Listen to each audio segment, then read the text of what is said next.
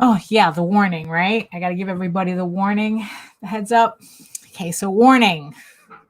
The following broadcast may contain loud, obnoxious, shrill, and alarming noises that might be considered disturbing, if not outright uncomfortable to listen to, especially if you are wearing headphones. There you go. I share my office space with an African gray parrot and two parakeets, and I have no control over their behavior while I am live streaming. Unlike my regular videos, where I have the opportunity to edit them out as best as I can. If you are sensitive to loud, surprising background noises, I recommend either not turning your volume up too loud or watching my edited pre-recorded videos instead. Viewer discretion is advised because I share my space with a noisy a-hole. So that's what it is.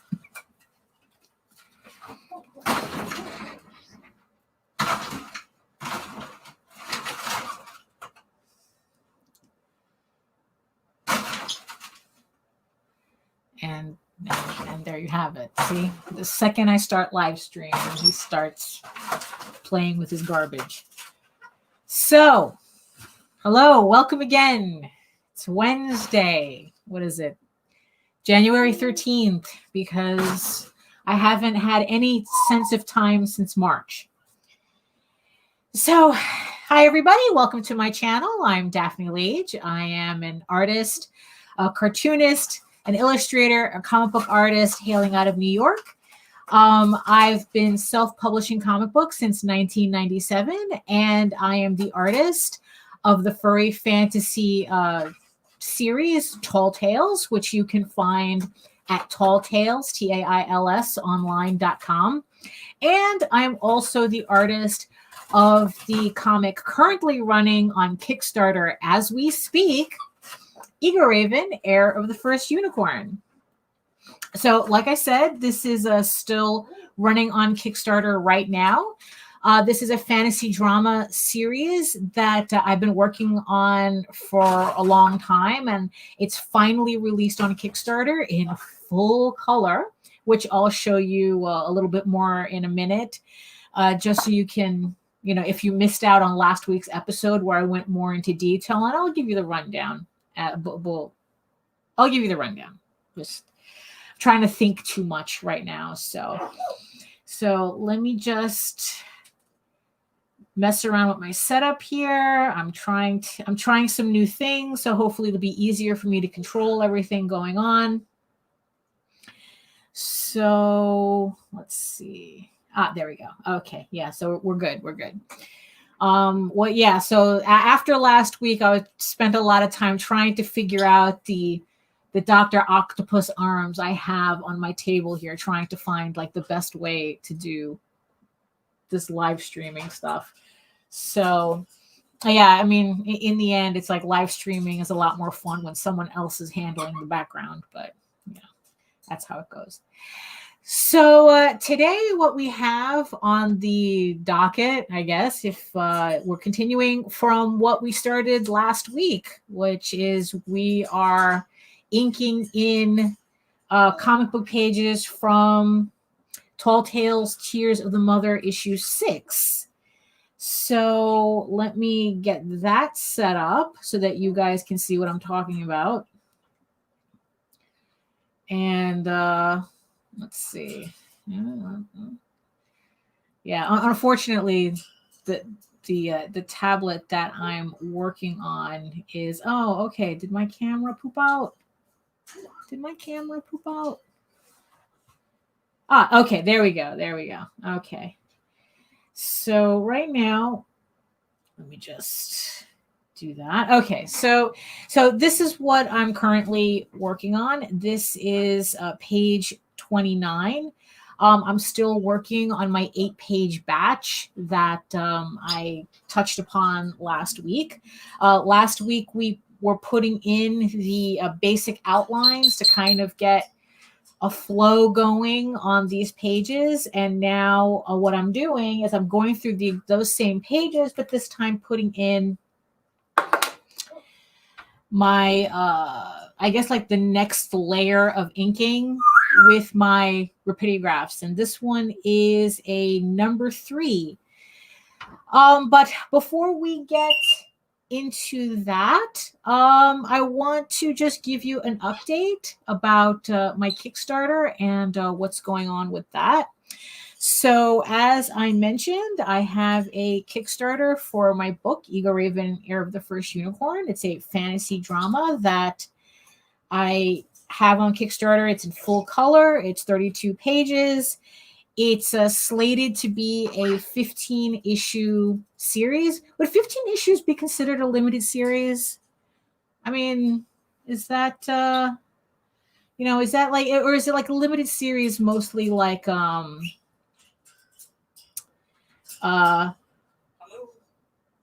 it's like 3 or 4 issues. I don't know. It's like, so let's see. So, now I can read the comments like a normal person now with my new setup. So let's see what we got here. Forgive me, Joe. Joe, I know it's you. Never mind. It's okay. For everyone who wants to know, it's XIG. Oh boy. Yeah, I'm just not having it today, am I? Yeah. Joe, I know it's you. So hello there. Hello, Joe. Good gravy. Okay, and Creating Chaos. Welcome. Welcome. Let's see, who else am I seeing here? Neftali. Hello. Oh, Empyrean Vol. Hello. Welcome. Welcome. Zygency. Jesus Christ. I mean, today is not my day, is it? I'm sorry, Joe. I'm sorry. Where was I? Oh, yes, we were talking about what's considered a limited issue run. So I have this series here, which I have the script complete, and it's going to be 15 issues and to complete the story arc. The thing is, though, is that considered a limited series? Oh my God. Is that considered a limited series, or is that just 15 issues of something? So, but either way, so the series is going to be 15 issues, and and right now we just hit over 1,000, which unlocked the PDF prequel story. And some of you have been asking me about if I was going to do the prequel story as a hard copy, if I was going to do a physical copy. Well, so this week I had gotten a proof back from my printer of the, like I said, this is a story. Everyone gets a PDF of this for this Kickstarter. I got the proof back. There's a little too much tweaking I have to do to it in order for me to feel comfortable releasing it as a physical copy. So we're going to hold off on that for this Kickstarter. For those of you waiting for a physical copy to become available, probably when issue 2 comes out in March. No, March is Tall Tales. May. So in the May campaign, when we do issue 2, I'll probably have this, hopefully by then, I'll have a actual version that I'm happy with. So just to show you what I got from the printer, it's actually pretty nice. I like the format. I like the way the cover printed out and everything. I mean, it's pretty much good print. What I just don't like is the way I formatted it. I think I made my text a little too big and a little too close to the edge. So I got to fix that.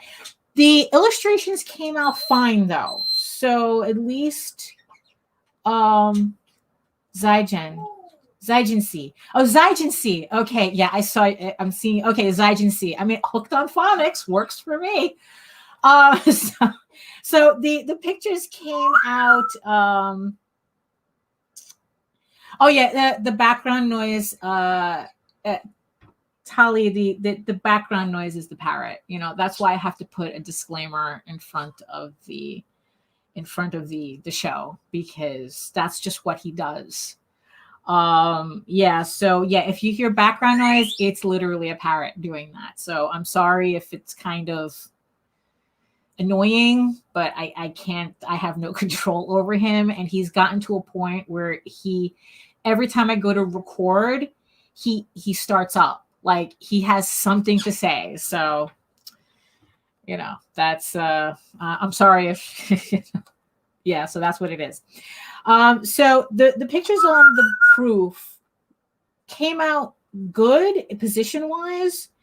So I don't know why the lettering, the text kind of looks weird. So what I did already was I brought in the text more in the file. And the thing is, though, is that because of the cost of doing these proofs, I have to wait until I'm putting in another order for books in order to get these proofs to make, or else it's like, it's going to cost me like $20 to ship 2 books to me. So it's not really feasible to keep doing that. So when the Kickstarter's over and I order when I ordered the books for the Kickstarter, then I can finally get another proof for this. So for the for the issue 2 Kickstarter, this is probably going to be offered either as an add-on or as its own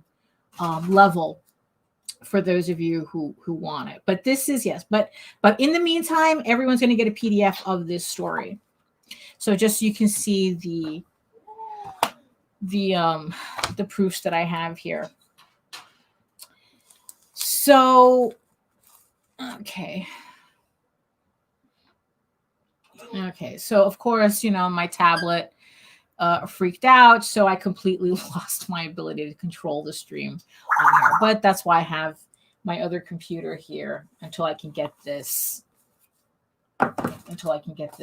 figured out. I mean, I don't understand how running a live stream is so complicated, to tell you the truth. I mean, yeah. So let's see what happened. Okay, so what we're gonna do now is I'm gonna start going ahead with inking in this page, and you know, and then finishing this, and then the next thing that I wanted to do, depending on how what I feel like, or if I finish this in enough time. I want to work on another piece and show you how I ink with pick pens, which are these, which I showed last week as well. I mean, I know that some of you have been questioning rapidograph, and for someone who uses rapidographs a lot, I recommend them, but I use them anyway. But these are my, I guess, disposable go-to pens. So I'm going to ink in the page of my rapidographs for a bit, and then I'm going to pull out a piece, give you an idea as to how that looks. So yeah, I guess let me all right, hold on. I think my sound might be bad. Hold on. There we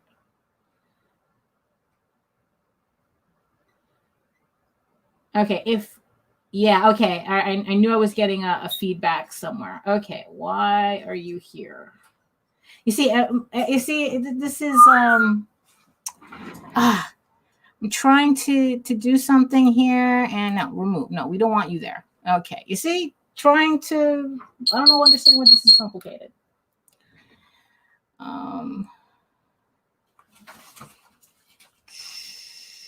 Okay. Now here's the thing that I have to ask, though. Yeah. Okay. Yeah. Thanks, Imperial. I think I got that. I think I got it. Yeah. So does it sound like feedback, or does it sound like a parrot? because that's the difference that I'm working with here.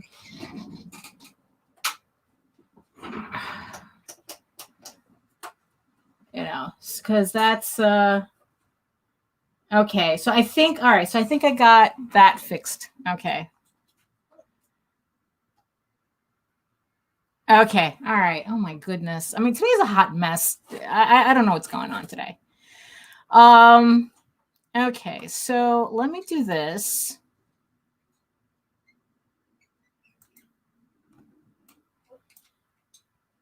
Okay.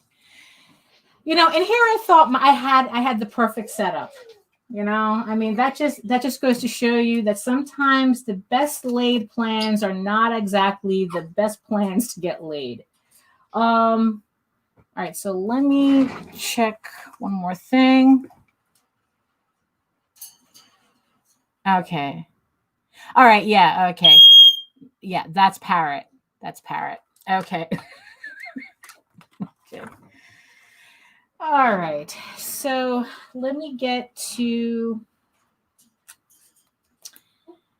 okay. So let's get to inking before everything here completely falls apart. And you know, we'll see what how this goes. All right, yeah, I know, right? Just keep on going. Yeah, because in the end, it's like, look, you know, we're here already. You know, let's fix what has to, you know, get fixed, and then just keep it moving, right?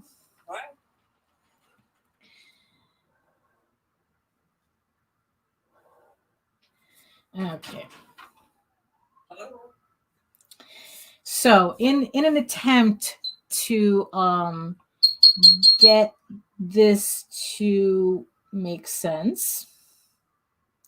So, like I said, what I'm doing is that I'm working in these pages in batches to, as I mentioned last week, to give me a little bit more encouragement that I'm accomplishing more than I really am. You know that stuff, that encouragement stuff that that they try to teach you, you know, like those hacks and stuff. So what I'm doing is I'm putting in the next layer of my inking. And this is where I start to make these thin lines that I put in last week start to pop where I want them. I mean, yeah, because it'll look like I'm tracing, just tracing over my lines again. But yeah, we're not doing that exactly. Okay.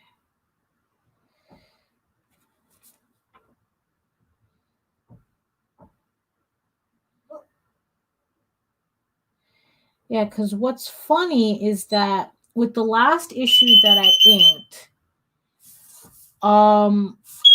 JD had mentioned that my lines were so, I guess, sparse that it looked a little too much like I was inking for color.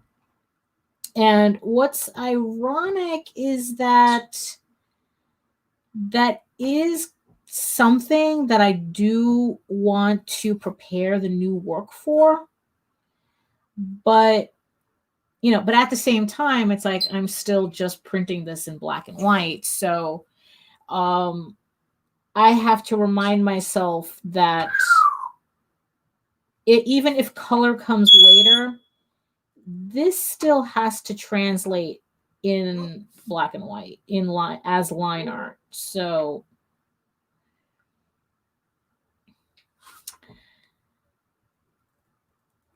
you know, so I don't want my lines to be too plain.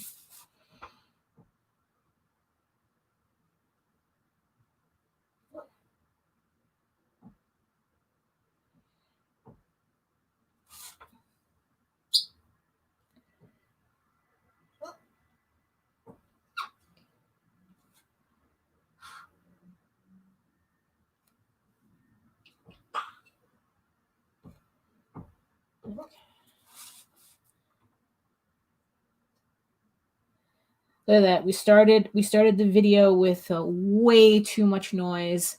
And hi, Story Comic. Hi. Um, oh, we have. Oh yeah, we have.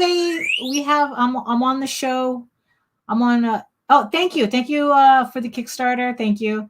Um, I would really like. We have 3 weeks left on it, and I would like to be able to raise $3,000 on it.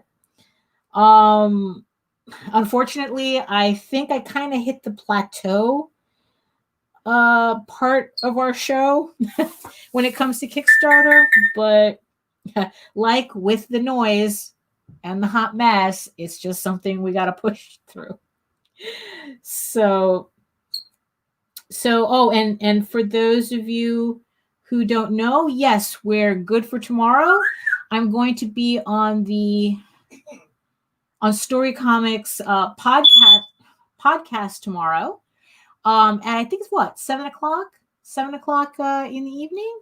So if you guys want to see me watch me babble about my work without a parrot in the background, then check us out tomorrow at the Story Comic podcast at 7 o'clock.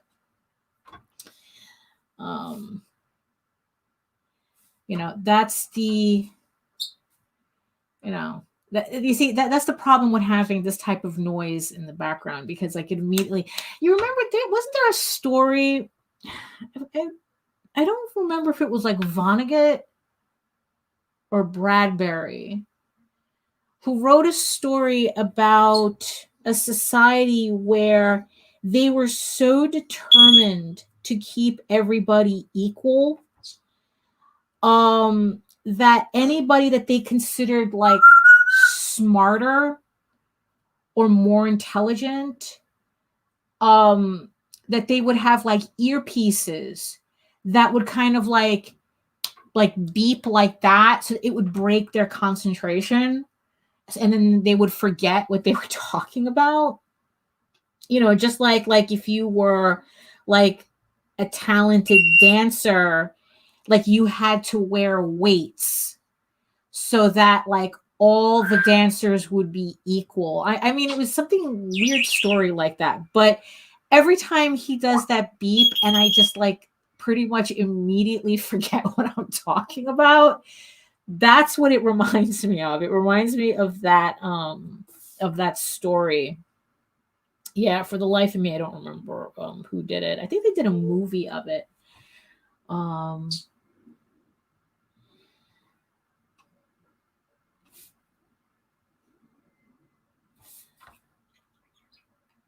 it's like so hopefully he'll quiet down the further we go in.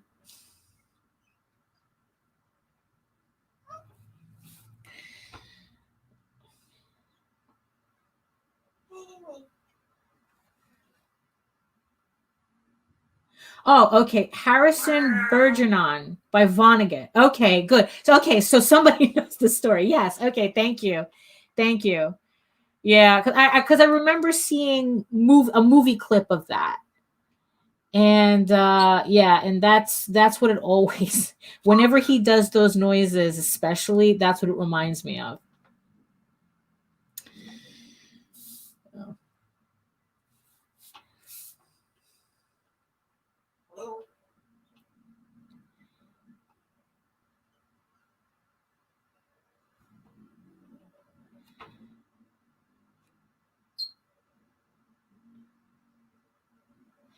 Yeah, so of course, as I'm putting this layer in, the artwork still, the inking still is still coming together, but it's not quite there yet. So that's why everything's still kind of looking a little janky right now.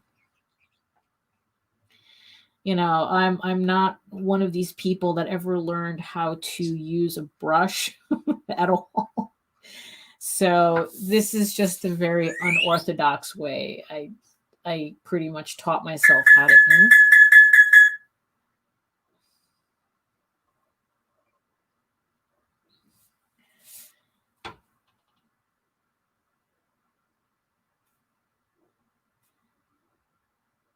Yeah, so it's like, so if it wasn't for it's like, yeah, so as you can tell, I can see your comments, but I can't put them up because the setup that I thought was really good is freaking out and I'm afraid to touch the screen again.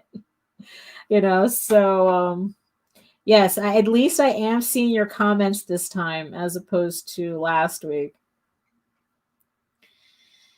Oh my goodness.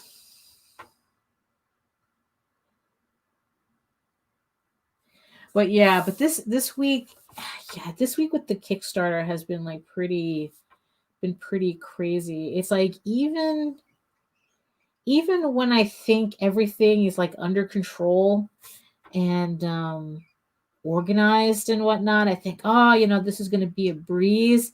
It's not. It really is not. I mean, even with meeting the two goals, one reaching Kickstarter goal and then reaching the stretch goal. I don't know. It's just been weird feeling. I don't know if that has something to do with the fact that of the project that it is, that it's like, this is my comic as opposed to like a Tall Tales comic where that's more like a team effort. I don't know. It's just feeling a little weird. But then again, that could be just Kickstarter in general. Kickstarter in general, the time that we're working in.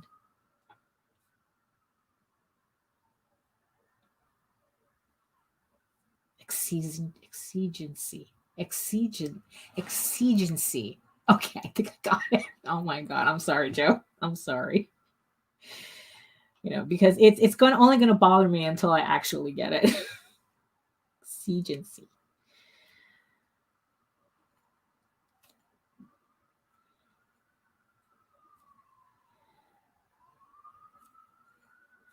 Yeah, and by the way, if you guys go to Exigency Studios,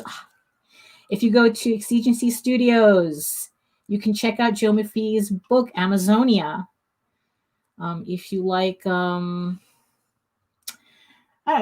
guess, well, it's a superhero giantess book. I guess would that be an accurate description of it? And then he also does lady wrestling comics. And what I like is that when he does his wrestling books, it's actually done the same way as if you were watching not ECW, just your regular WWE,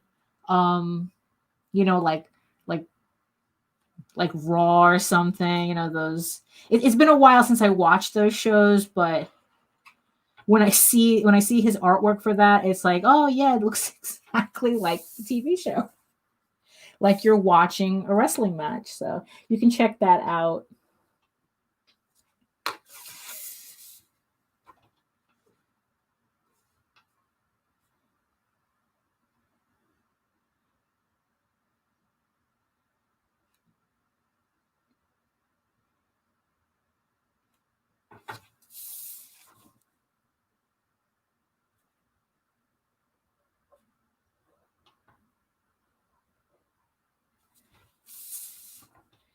But yeah, it's like also the funniest thing that's happening with me with the Kickstarter and finishing the story arc and whatnot is that once I had that story out of my head, my brain just went, oh look, okay, we can do this story now. Like it's like I just finished writing one story and then my brain goes, okay, now we're going to do this one. So now I have another story percolating in my head. We're not even officially at the first issue.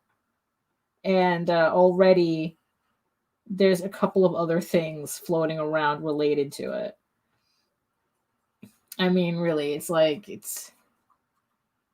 Oh, there we go. So what? Hold on, let me see. Will this work? Let me try it. Let me touch the screen and see if I can get this. Oh no, that's not what I want. Okay, you see, my screen's already freaking out already. So what he's saying is like, so what Exigency is saying, Joe, is that it's more like a giantess superhero thriller like Jessica Jones. So if that's so if you're into that type of comic, you can check out his website. If you want, you can put your website in the chat so that people can check it out.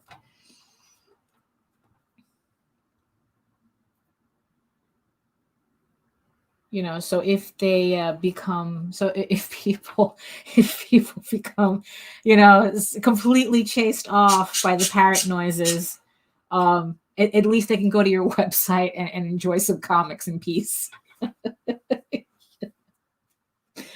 So, you know, that's the only that's why in the end, when you see me on podcasts and stuff, I had to move everything into the basement because it just became impossible.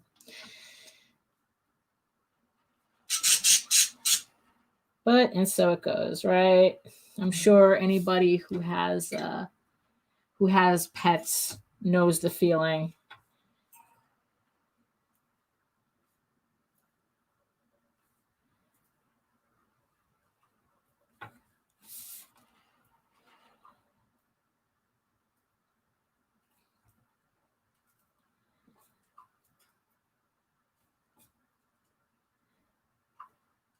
There we go.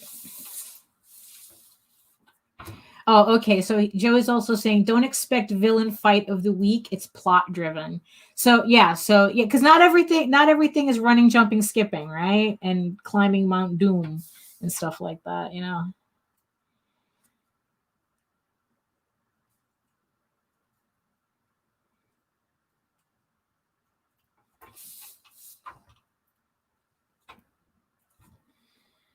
Okay. So let's see. Oh, okay. All right.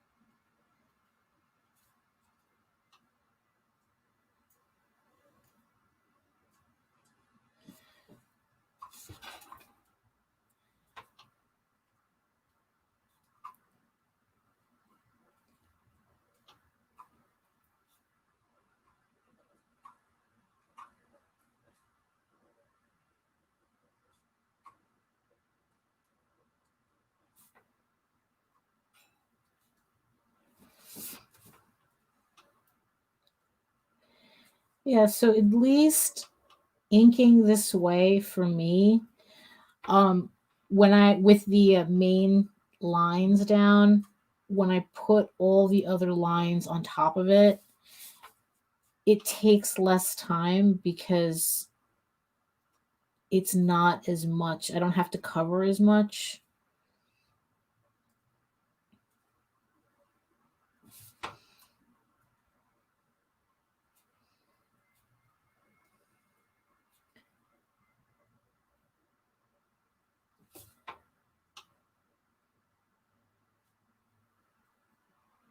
You know, because right now I'm just inking what I need to ink in this with this pen.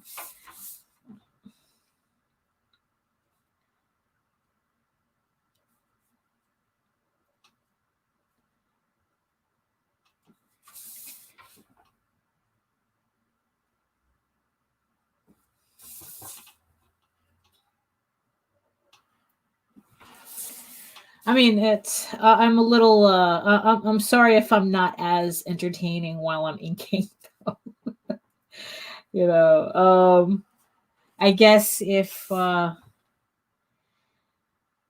of the reason why I think the live streams in the end are helpful to me is because they help me concentrate on the work, on actually doing it, because it's like I have people watching. It's like, oh, can't be really lazy about it when people are watching.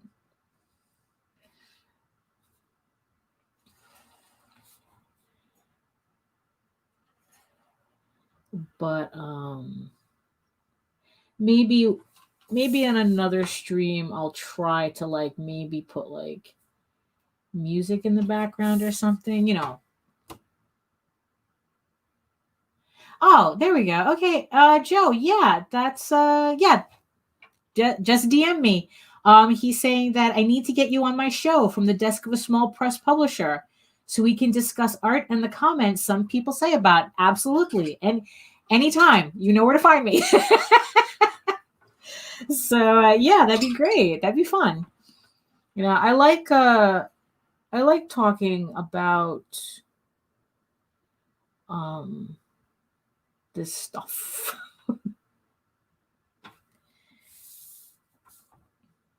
Oh yeah, Anita. Yeah, it's like the cat. You're right. Yeah, cats are the same way. In fact, it's like there is a cat in the house right as we're speaking, but hopefully they'll sleep through the entire live stream, so I'm not competing with them either. So, let's see.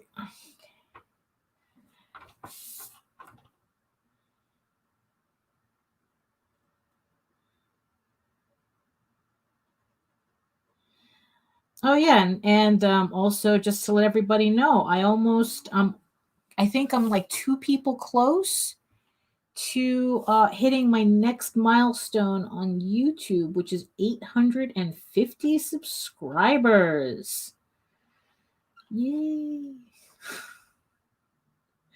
You know, so I'm really close to getting to that 1,000 subscriber mark. But I do have to admit, though, it's quite the work.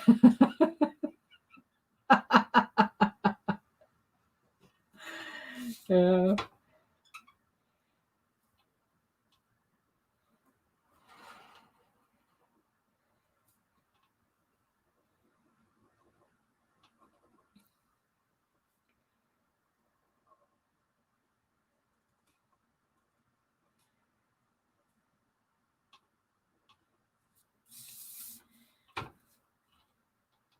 Let's see. Oh, hello, Marvin Harry.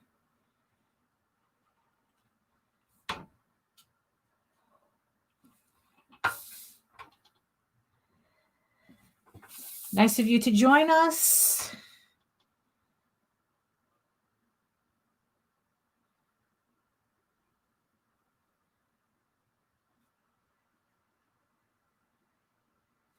Me, the only says that they're saying the OG wet bandits have entered the chat. And I'm like going, oh, the only wet bandits I'm trying to stay away from is this ink. Because I keep wanting to do this and we don't want to do this. So yeah.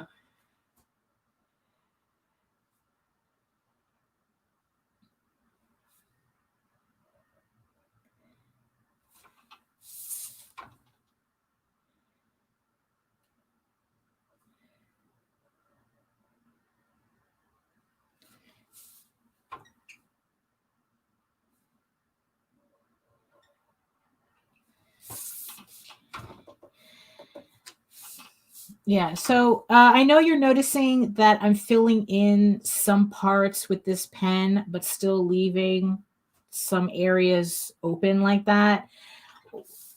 The like areas like that, I really don't want to scrub with my pen, so I just save that for later when I use a brush with ink on it, because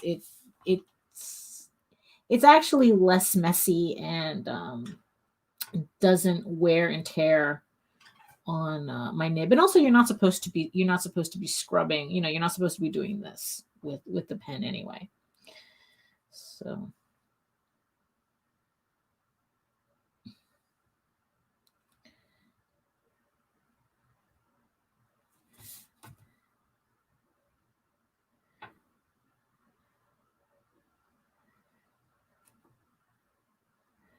Also, it's like I got to figure out what's wrong with this tablet because it was working the entire time. It was working the entire time.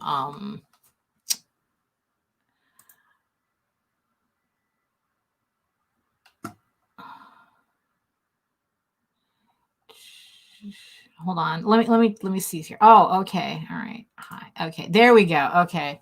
You see, because the tablet told me I couldn't do something, and then it did it anyway, and I didn't notice that there was a comment up on the screen the entire time.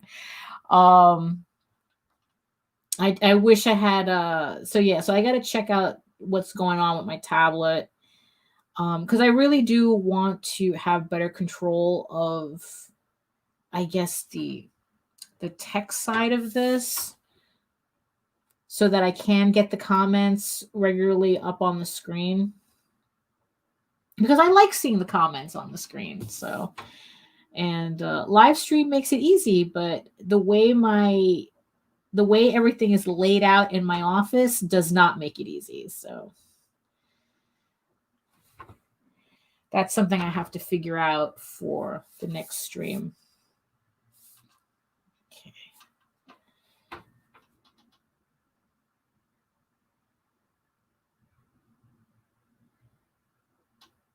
Okay, so yeah.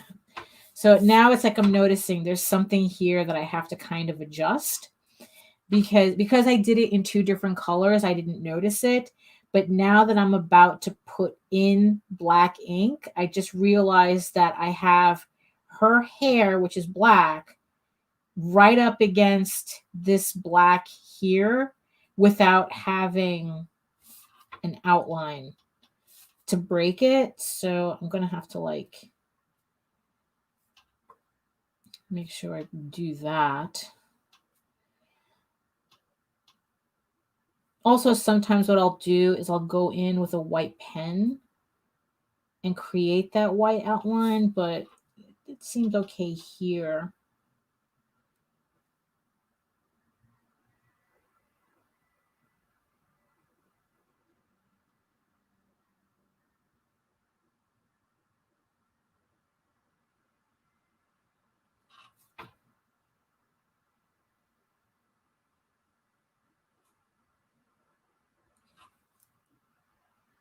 Yeah, pretty much. Yeah, that's yeah.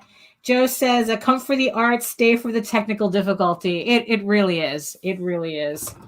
Like now we understand why a lot of podcasts they have a separate person doing the engineering part.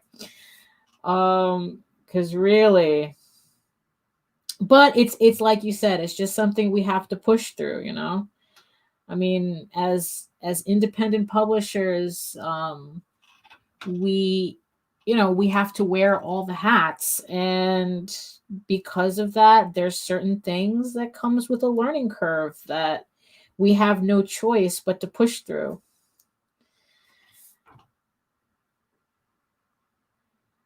It's like, oh, hi Will.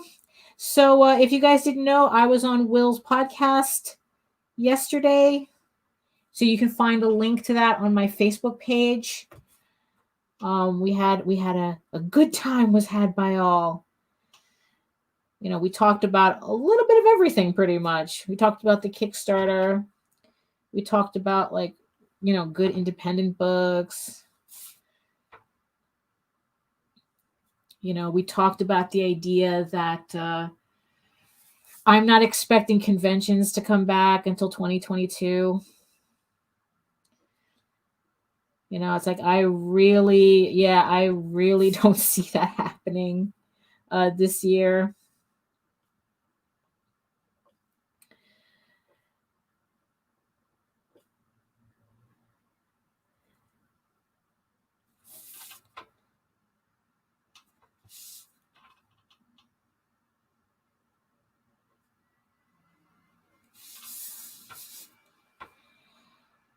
And Will also says that coloring is hard, and yeah, I kind of have to agree with that. I mean, I'm sure people who can color already will disagree with that, but as somebody who is still learning how to color, like especially digitally, yeah, that's a learning curve for me, that's for sure.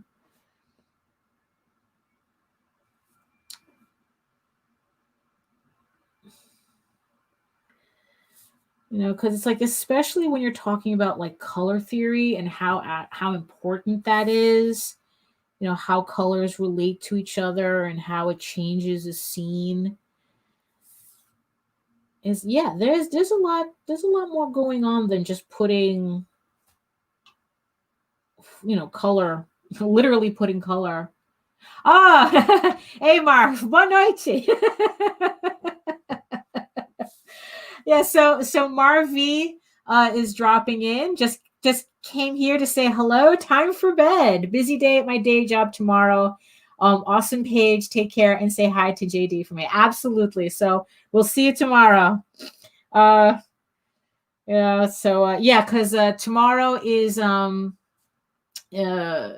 what, Thursday, right? So tomorrow is the breakfast buzz, which I'm usually on because I'm one of the few people awake enough early in the morning. And tonight, if you want to continue to hear me rambling and without a parrot in the background, I will be on Geekgasm at 9 p.m. tonight with Lola and Meredith and maybe Varian and maybe Randy. So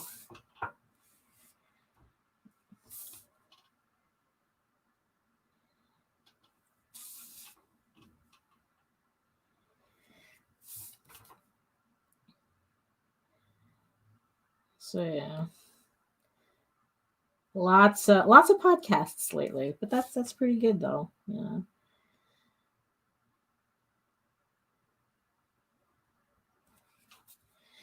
So as you can see here, I'm still working on these outlines.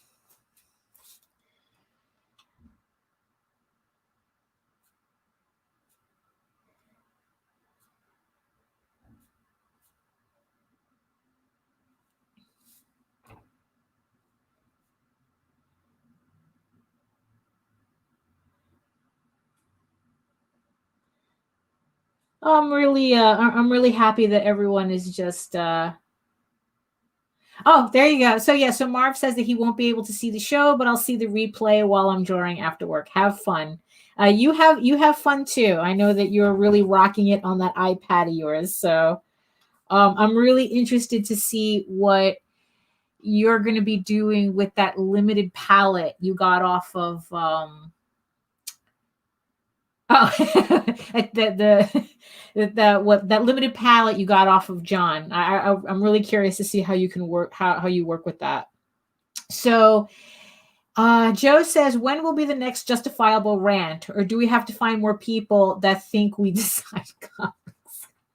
I mean, what's funny? It's like, I understand why people enjoy the rants because they're funny. It's like, especially the way I try to do them. I try not to be the the angry person on the internet doing like a 3-hour video on on the physics of laser swords or something dopey like that. It's like I don't want to be that person. So at least, I want to make those rant videos at least just entertaining and borderline silly. Like, I mean, I do have some topics that I would like to, I guess you can say, explore as rant videos. But you see, the funny thing with rant videos, and the reason why I don't like, it's not that I don't like doing them, but it's like I don't want to get into the habit of doing like so many of them, because it becomes very easy to fall into that trap of being, that guy complaining about everything on the internet. And I understand that the algorithm for YouTube really, really, really wants me to do more of those videos because they do get views. So I try to like split the difference with trying to find a topic that kind of like it's like yeah, I guess it's controversial, but at the same time there's a certain that in the end, because even with like the comics blast, once it was over, it's like the way Adobe reacted to the backlash. Oh, oh, thank you. It's like your rant videos. Anita is saying your rant videos are hilarious. It's like I try. I try. That like with the comic blast one, like in the end, the way Adobe reacted, trying to backtrack on everything, it's kind of like, were we punked? Like, did I overreact to something? Like, if we just never commented on it, would they have even really bothered with that program? So in the end, that there was with that comic blast, that there was a certain level of I don't know, like it wasn't real. Like we were reacting to something not real. Like now that I look back on it, I don't think that Comic Blast was ever really going to be a real program. Oh yeah, right, exactly, Joe. I would prefer doing more vids on what we love than rants. Again, I avoid talking about fandom problems. I will go overboard. Yeah, I know. It's really easy to do that. And like I said, the algorithm really keeps pushing me to do more rant videos, but yeah, it's just finding the right topic. Like the next topic that I was really seriously thinking about, but it kind of like combines a bunch of different things, is like the name of the video would be like "Stop Drawing Women Like That," and it's like there's a lot I have to say on that, but at the same time it's like, okay, how am I going to do this so it's like, I'm not ending up fist fighting people on the internet type of thing. It's like, because it's like that whole thing affects me on a lot of levels. Like there's like this whole idea that it's like, if you draw female characters a certain way, you're automatically misogynistic or something. And I'm like going, I mean, I don't understand how. I mean, because in the end, it's like, instead of arguing, because their argument is that, because there are certain artists who are constantly drawing horny, that makes it bad. But at the same time, what they do is they reduce the artwork to physical attributes that a lot of women have naturally. So it's like when they say that, this type of artwork is misogynistic because the character has like big boobs or big butt or something. And I'm like going, well, but what if you're a person who actually has big boobs and big butts, and you're saying that they're not people just for existing? I mean, it's that weird argument that pops up. Like, I can understand you not liking certain artists. It's like, yeah, there's certain artists that are like, they just go so overboard with it. They're not even drawing women anymore. They're drawing creatures. It's like, it's like, yeah, I get it, but at the same time, you don't you don't want to blanket everybody with nonsense. It's like, it's kind of like, they can't get these artists to stop drawing a certain way, and instead of like moving on and promoting artists that they do like, they would just rather like sit there and fight you and claim stereotypes, and that affects a lot more people than the artists they just don't like. So so I'm still percolating this idea. But yeah, Joe, we'll definitely talk about it on your stream, because I know that we've kind of hinted at this conversation before, like, like we both kind of have people online not minding their own business. so yeah, we can definitely talk more about that. So yeah, so that's the next video I'm kind of working on. But like I said, I don't try to rush them out. I mean, the Comic Blast video was a little different, because I guess yeah, it's like, yeah, exactly, yeah, it's like they're vilifying certain body types, as opposed to having a conversation about certain styles of artwork. And once it gets like that, it's like, I think you're talking about something that has nothing to do with what you think you're talking about. And have you tried therapy? That type of thing. But the Comic Blast rant was a little different. I actually did that one really quickly, because I could kind of tell that Comic Blast really was a flash in the pan.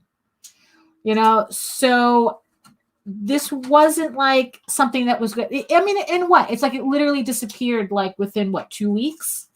Like after 2 weeks, nobody was talking about it. I mean, we bring it up here and there, but I mean, who even knows about it anymore? Like, so at least that one made sense that I had to do the video quickly. But these other topics just seem to be evergreen. Yeah, it's like, so Joe is saying, I do more women characters and people ready to call me a perv over character design as opposed to the character itself. Yeah, exactly. I mean, that's a part of it too. It's like, yeah, I mean, it's like people are projecting. It's like, it gets really tiring for people projecting their stuff on you. It's like, on your artwork, interpreting. Yeah, I know, right? Yeah, the Comic Blast thing. Yeah, no, I think that was like pretty much in and out. I think once everybody got off their chest and Adobe saw what was going on, they just pretended like, oops, our bad. And then like that's it. But to go back to what Joe was saying, it's like, yeah, it's like, it's kind of like our artwork is a Rorschach test, really, where it's like there's some people who aren't seeing the artwork, your artwork, as opposed to they're seeing their neuroses reflected in it. And that has nothing to do with you. So,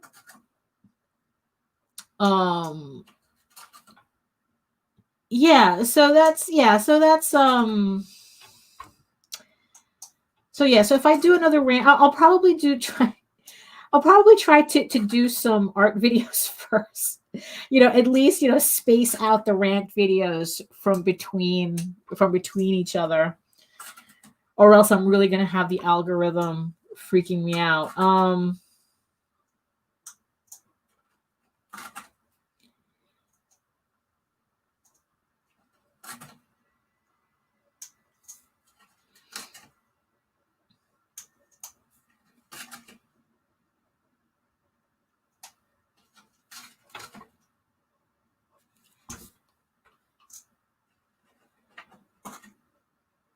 I mean, I technically still owe my YouTube channel, a video. And mind you, all I have to do is just record the intro and the outro. And I don't know why I'm dragging my butt on that video. I don't know why. Because it's like all it is a re-upload of a video that got a copyright claim on the music. And I took out the music, but I thought that I could use, just, let me redo a new intro for it and everything, talking about the copyright claim and whatnot. And I just haven't been able to get to it. I don't know. It's like, so yeah. So eventually, let's see that. And lately, a lot of people are bored and just, that's the problem too. Yeah, it's like, because what happens too is that YouTube really prioritizes that type of content because, it gets the views. So what happens is that you have people who are literally nitpicking the heck out of everything, and because they have to make these videos, because that's how they get paid. It's like, I don't get paid on my videos, so I guess I can afford to be picky with what I put up. Unless it's like an exploding live stream or something, but because it's like just the other day, it's like there was people ranting about literally like the physics of lightsabers. And I was like going, doesn't there come a point where fantasy is just fantasy? Like I understand that that people can get really nerdy about what they like, and there are certain rules and whatnot that they want their fantasy to follow.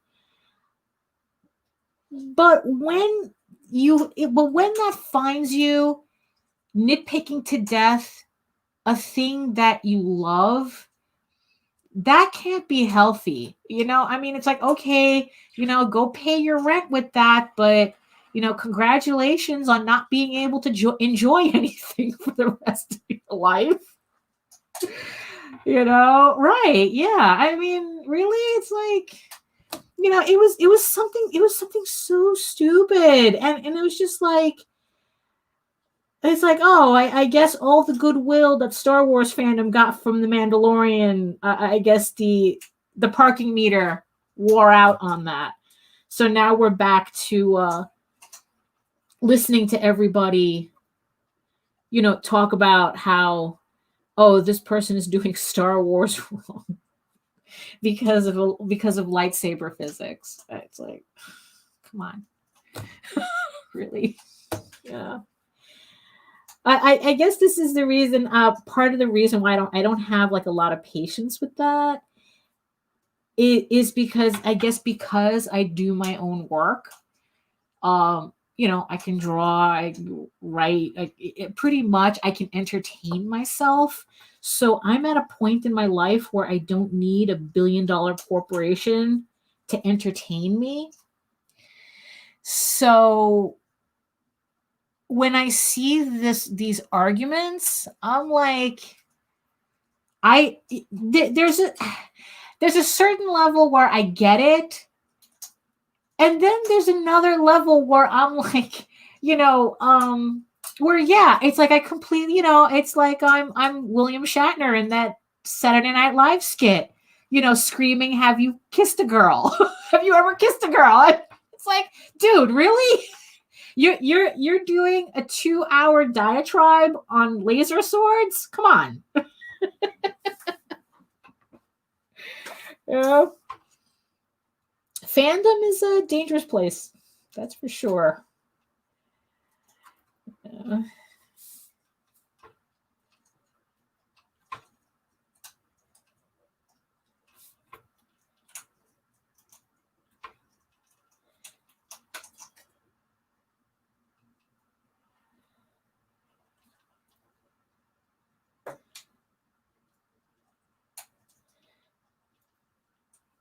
You know, it's like I guess it's like in the end, it's like I'll fight for your right to draw boob armor, but really you gotta chill on the laser sword stuff. Yeah. Oh my goodness.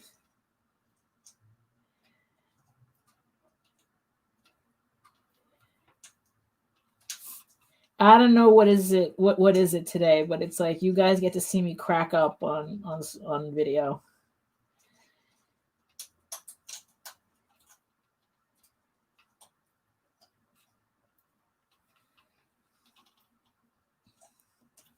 At least we're almost done with this inking layer on this page. Because actually I do want to work on a pinup that I have with the pit pens, just to show you the difference.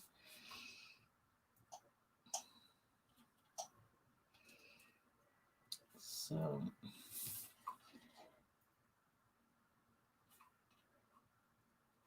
you know, so we get like a nice little inking comparison. You know, which technically that could be its own video too, but we're here. We're here now, so might as well just do it here.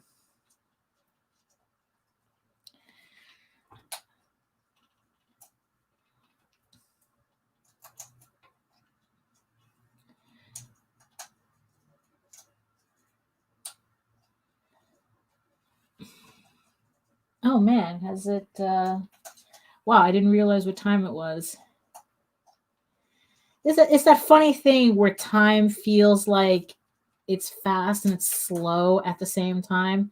I guess it was all that when you're fighting technical difficulties, I don't know, it makes it feels like you spent more time on it than you did, but at the same time, you kind of we kind of did. Yeah, I'm gonna have to try to figure that out for next time.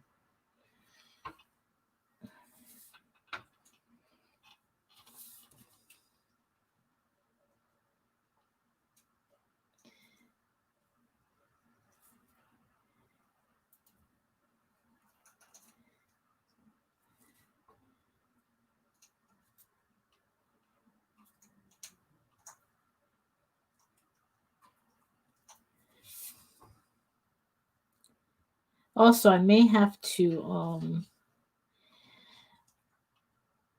especially since sound was an issue, it's like I may have to, I guess, get like an extension for my earphones so that it could reach all the way to the computer so that I can keep a listen on it and try not to have anything blow out your eardrums, or at least try to nip that in the bud before I do have to depend on everybody in the chat to scream at me saying it's like, oh, feedback. Okay. So, okay, here we go. So we're on the last panel here.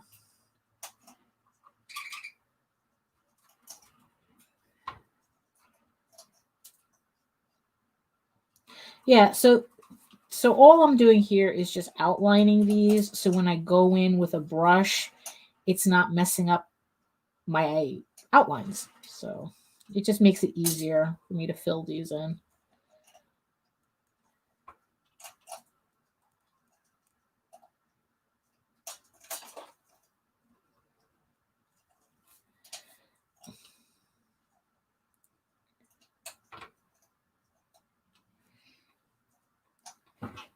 Oh, let me just check something here.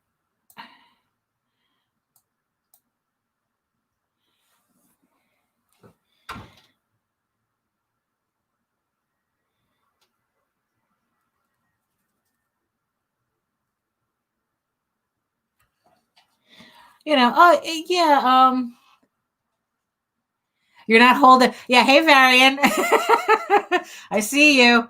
You're not holding your breath nearly long enough to be inking those long. Yeah, well, I mean, to tell you the truth, I don't know if you're joking or not, but yeah, sometimes it does feel like I'm holding my breath just to get lines right.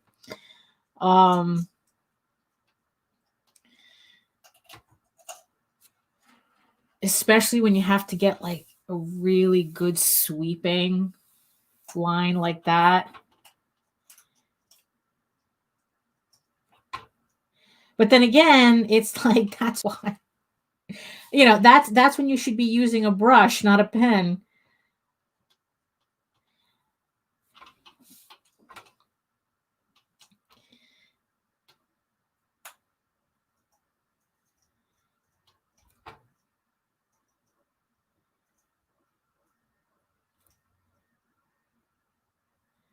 And I think that I'm not sure, but I think that that's why brushes, I think, are healthier for your hands, rather than pens, because it's like, here it's like I got my Velociraptor grip on my hand, and with a brush, what I've noticed, like, you have to kind of like use your entire arm to get it to flow right.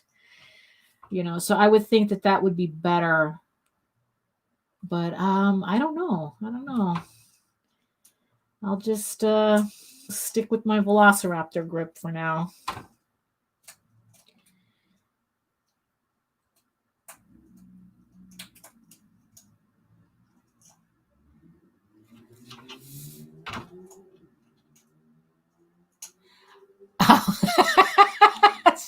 Yeah. No, Varian says, in all seriousness, I keep my inhaler handy when I ink. Yeah. Yeah, like I said, it's, it sounds funny, but really they really are like little physical ticks that we find ourselves doing when we're working.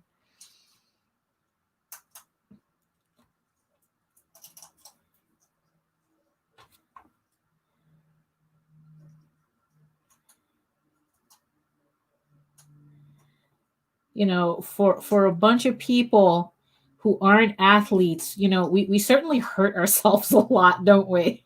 Just by doing what we do.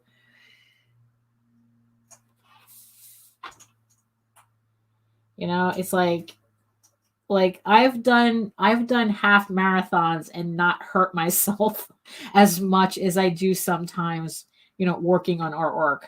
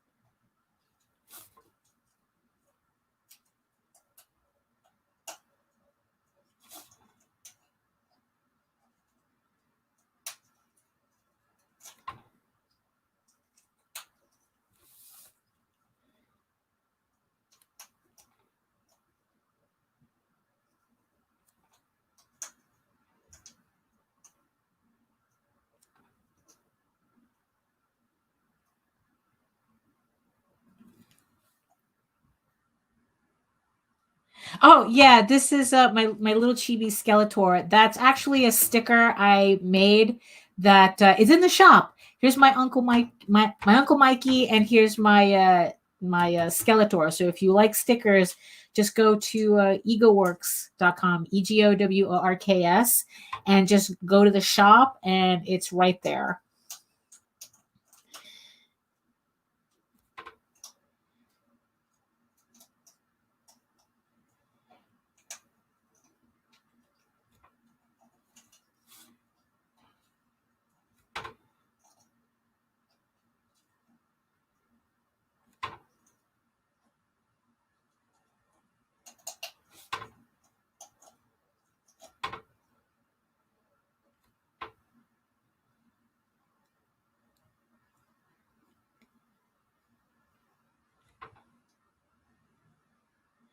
Okay, we're in the home stretch of this page.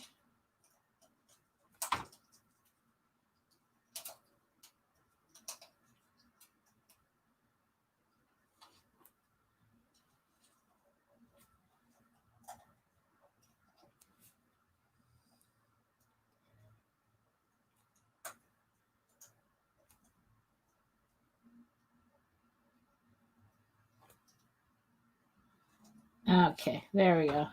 So like all these little spaces here, I'm going to fill in with a brush later. So I'm not going to worry about that. So I'm going to call this one done for now. And I guess just to give you a comparison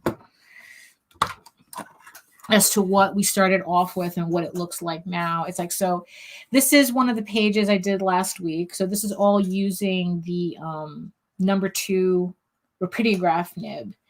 And this is what it looks like when I start putting the number 3 rapidograph layers on top of it. So yeah, so you can see like what exactly, I'm not retracing lines. I'm just, now you're seeing how I'm building up the inks, which, it's my attempt at trying to look like I'm using a brush without looking like I'm using a brush, because God forbid I learned to use a brush to begin with, but that's not happening. So yeah, so I'm going to put this aside for now. So so what I want to do now is, let's see, what do we got here? So, okay, so we're going to end the stream at 6. So I still have a little bit of time, so I might be able to get this done. So let me show you what I'm moving on to. So this is a blue line of one of my characters from my EGORAVEN story, again on Kickstarter, linky down below. And what I've been doing is that I started making a lineup sheet of all my characters. And it was the first time I've done it. And to tell you the truth, I could kick myself for not doing this before. I had started to do one for Tall Tales, but I never put it together, so it's another lineup sheet that I want to finish. But this one, I did the lineup sheet and I started working on it in color, which I'll show you. Okay, so this is the artwork that I'm talking about. So this is the lineup sheet that I'm working on. So I already have most of the main characters done, and now I'm just working on the kind of sort of secondary characters. Like they appear in the story, but they're not major characters, but they end up coming in later. So I need to have them on this sheet so that I know how they relate to each other. So this one that we're working on, you can't see it on the screen, but this is a character named Lilith, and what I want to do is I want to ink her in so that I can color her in and then plop her into this lineup so that I can have this. This is going to look so nice when it's done. I mean, you guys already, I'm sure you've all seen the promo lineup sheet that I did already, putting everybody that I've had there together, like a like some friggin' 80s Dungeons and Dragons cartoon lineup in the TV guide. But so that's what I'm working on. So now for this one, I'm using my Pitt pens, and what I like about these is that their ink, like it was explained to me that they have actual ink in them as opposed to, I guess, like pigment or something. I don't quite understand like what it is that they have black India ink in them. That's so they're identical to the rapidiographs that I ink with. So what I did was I printed a blue line version of this onto Hammermill cover stock. Unfortunately, I don't remember what the weight of the paper is, but it's super smooth. If you use Copics, this paper is considered a dupe for Copic coloring paper. And it's just, I think it's like a Hammer Mill 80 pound or something. It's super smooth. It holds onto ink really well if you're using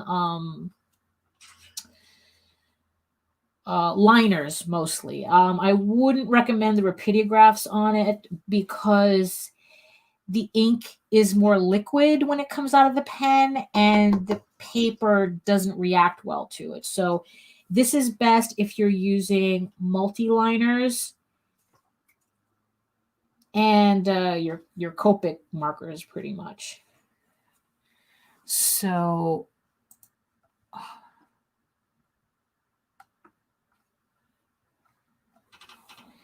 oh yeah, so Nita, I did get your order. Thank you very much for your order. I'm sending it out this week. Hopefully by the weekend I'll have your package in the mail for you. So because I want to keep the inking of this piece as simple as possible, I don't want to use a lot of thin lines. So I'm starting with the S. I guess it's small because there is an extra small nib, but it's a little too small for the look that I'm going for here. I want to keep the lines bold on this because I do want to keep that kind of like simpler animation style look to it.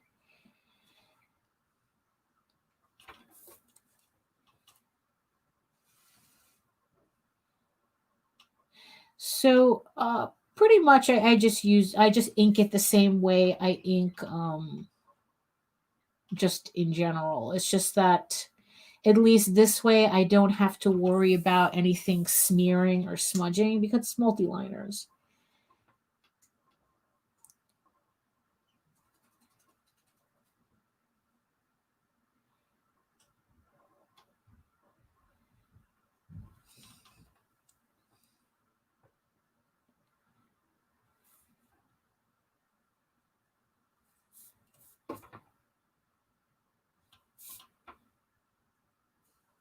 Yeah, and usually like a pen that small, I mostly just use for eyes and stuff. Like there's going to be another line here that underneath the eye that I would just use the smallest pen for.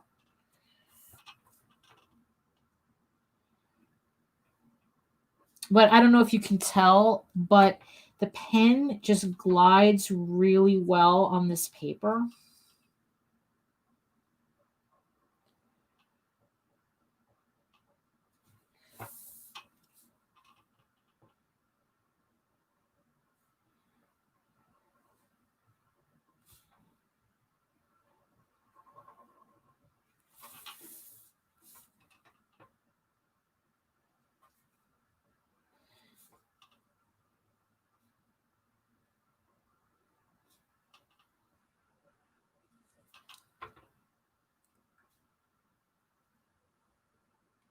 But yeah, I remember being asked once about um like how to keep characters consistent.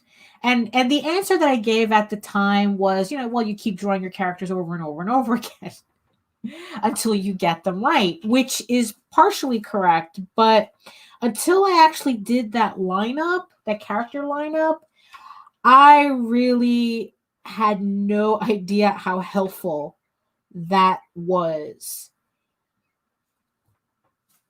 I mean, which is kind of dumb to say because it's like, I thought you were a professional. It's like, well, in theory. So,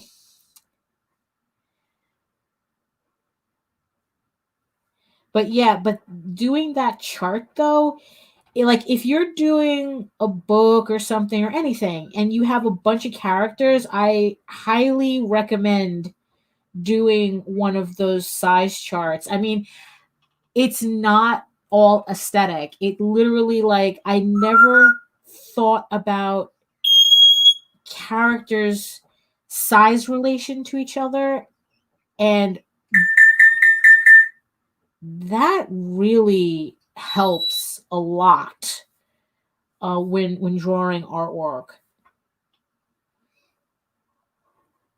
I mean, that's one of the reasons why I also have it as I also have my characters as a desktop so that I can constantly see them and kind of like end up memorizing those size differences.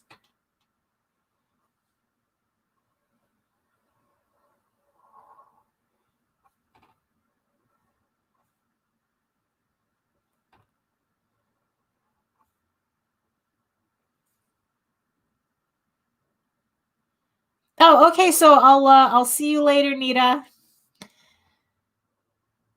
She's going off to do the adulting things. All the adulting.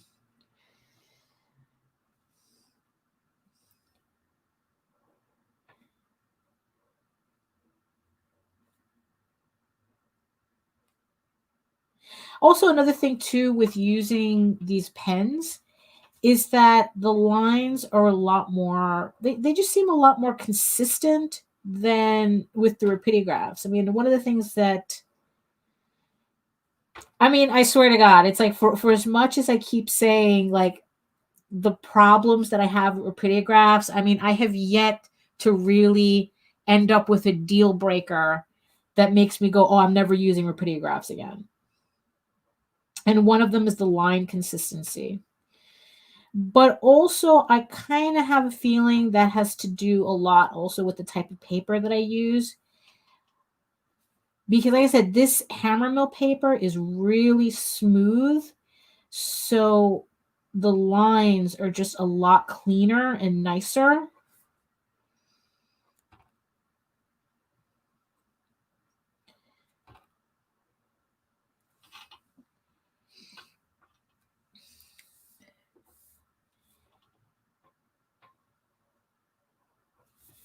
You know, maybe what I should do is try to get like the 1117. Oh, okay, here we go. The 11 by 17 version. Okay, here. All right, so here you finally get to see me mess up. So, and what we do, that's why I practically own stock in this stuff. This is the only whiteout that I can use. This is the Pentel Micro Correct. So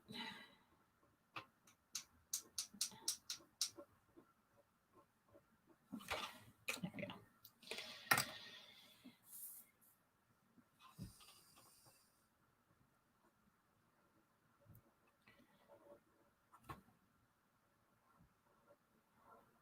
Okay.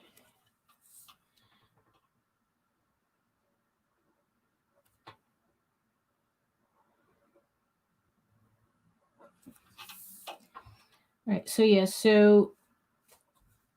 so these pens, so what I should try to do is like get like 11 by 17 paper and do comic book pages on that and see if there's any difference in how they look.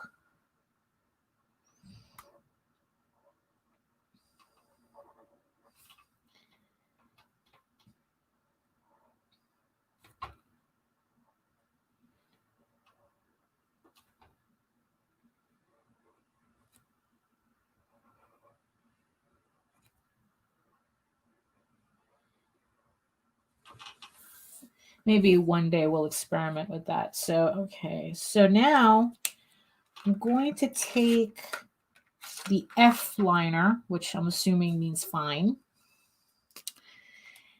And I'm just going to start kind of like filling out these lines a bit and putting in the shadow.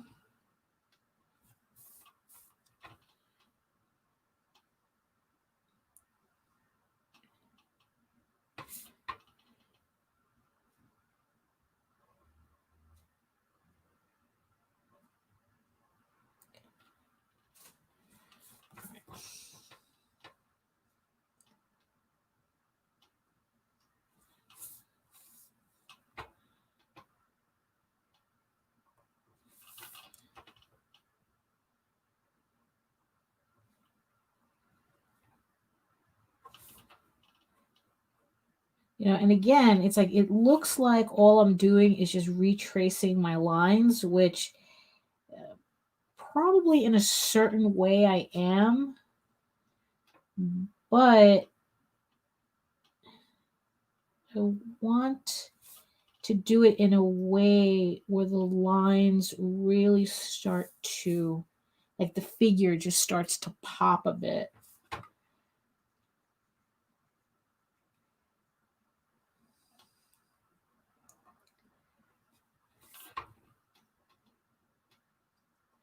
I'm not going to redo the horn. I'm going to wait until I use my thickest line to go over it.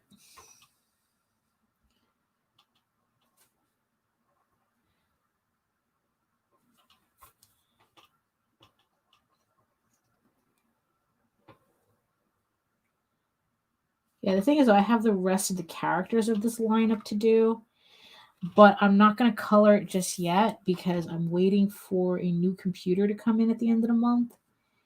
And then I'm going to fix my coloring setup with my Cintiq, because right now it's super convoluted as to how I work, because the computer behind me, which is my main computer, it's not powerful enough to handle the Cintiq, so I can't plug the Cintiq into it. So I need like a separate computer, a separate laptop for that. And there was one time where I had all my computers all over the place just to run all these different tools, I guess. And it just looks ridiculous. It just absolutely looks ridiculous. So I finally broke down and bought a new computer just so I can have a proper setup. So what I want to do is I want to ink in the rest of these characters so that I could do all the coloring at once.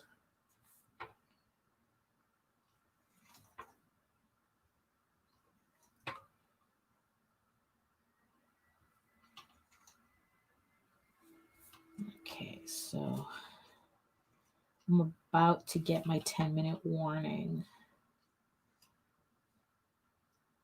Because as much as I would like to stay online on not all night just working on this stuff, yeah, there's some other things I have to go do first.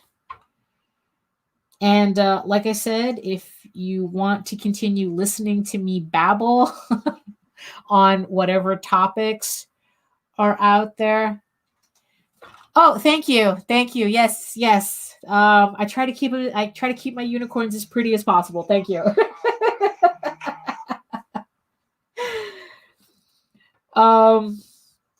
So if you enjoy this live stream and you want to watch me babble about different topics that are comic related, sometimes comic related, tangentially comic related, I will be on Geekgasm tonight at 9 p.m. on the Indie Volt VOLT network. You can find them on YouTube. And yeah, that's the other thing I have to prepare for. So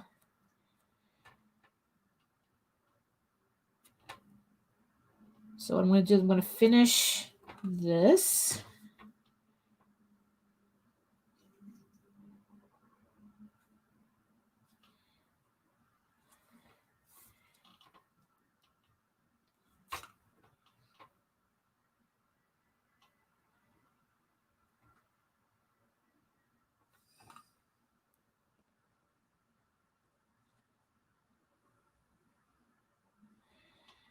So I think in the end, in spite of the rough start at the beginning of the show with the exploding Zambonis or whatever what was going on, yeah, I think in the end it's like we had a very productive stream today. I got my page done. I'm getting this character done for my lineup. So not too shabby, I would say. That's the thing with this type of thing. It's like we just have to do it enough times so that we can just hopefully work the kinks out.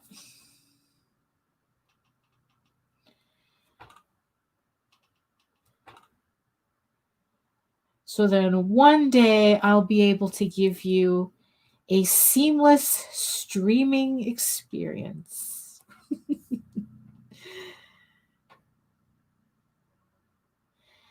But then again, though, it's kind of like, you ever notice how people want to see at karaoke is people who know how to sing? Nobody goes to karaoke to sing well or to expect people to sing well. So maybe live streams are kind of like the same thing. We're not a network. We're just individual people just putting this stuff together ourselves.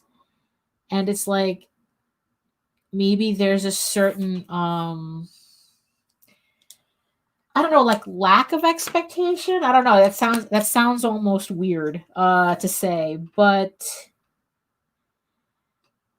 there's a certain forgiveness we give live streams that we don't give to, like, stations, professional stations.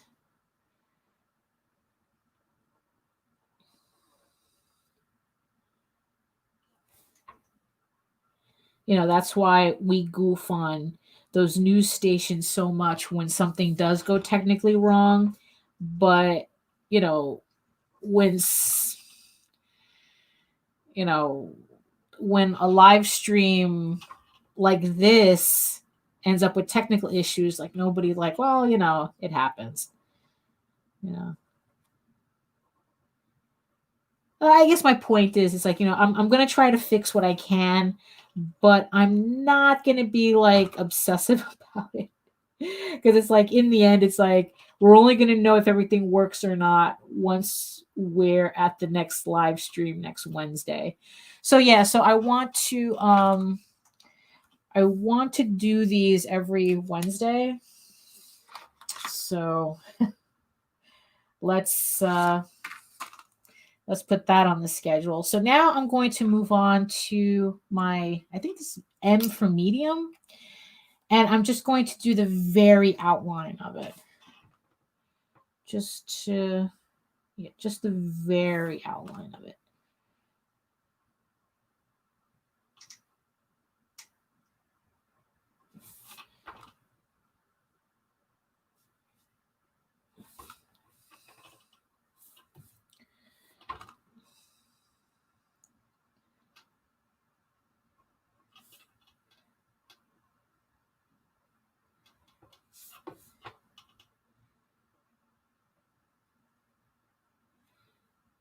Also maybe next week I'll start, like, I started 15 minutes earlier than I did last week.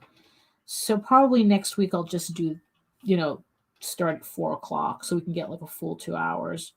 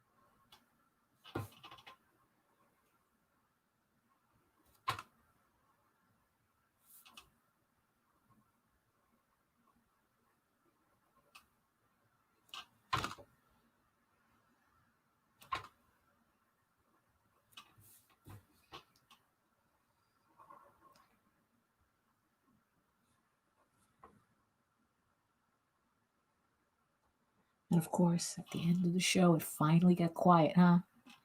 Hey, Grant. Yeah, we're just finishing up here. Well, you missed a lot of excitement. We had the computer acting up. We had the parrot acting up. We got we got a comic page. Put more ink on that. It's not completely done yet.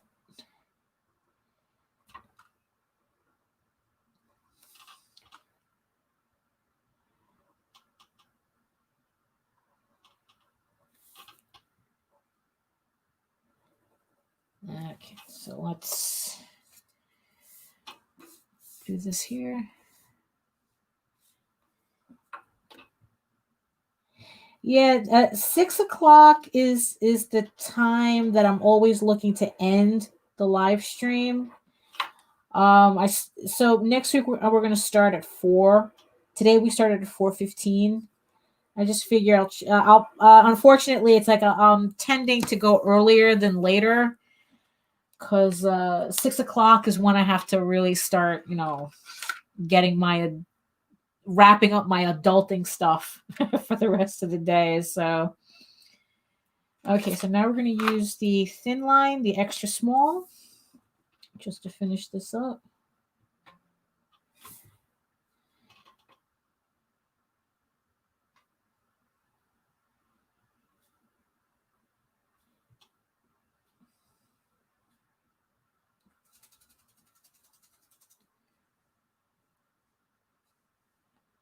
Okay, and here we go. I mean, that's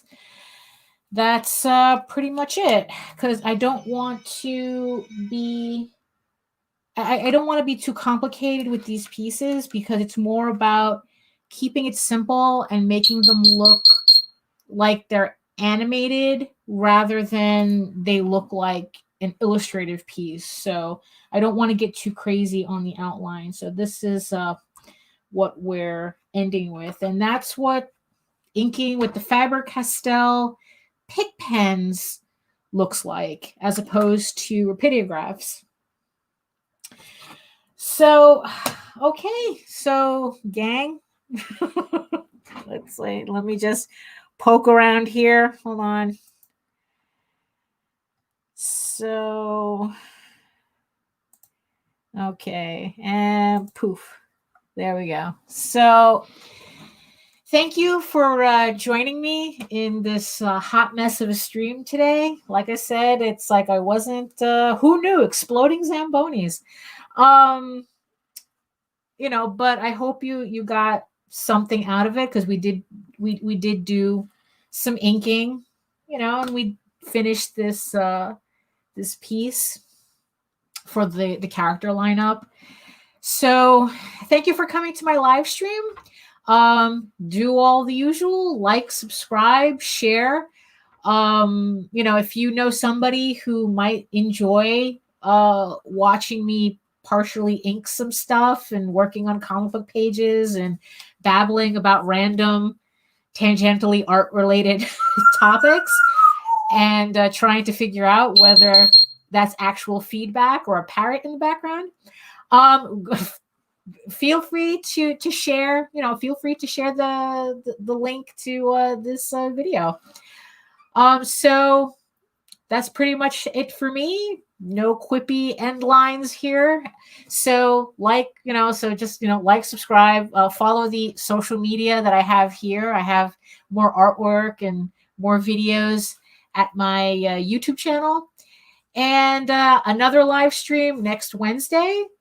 I still have to get my button gear to put up more proper edited videos, but yes, I have one, so hopefully I'll just force myself to finish it and just upload it on Friday. And that's pretty much it for me. So like I said, I'll see you guys on Geekgasm at 9 o'clock tonight. I'll see you on what's it called? I'm sorry. I'm really bad at this right now. Today's been one of those days. The Story Comic Podcast tomorrow at 7. I'll be on Breakfast Buzz tomorrow morning at 9 on Indie Vault. And that's it for now. So thanks again for watching this video. Everyone's waking up now. And I'll see you on the next one. Ciao. And there you have it. He has to have the last word. So let me just awkwardly lean over here because, you know, that's how it runs today. So see you later.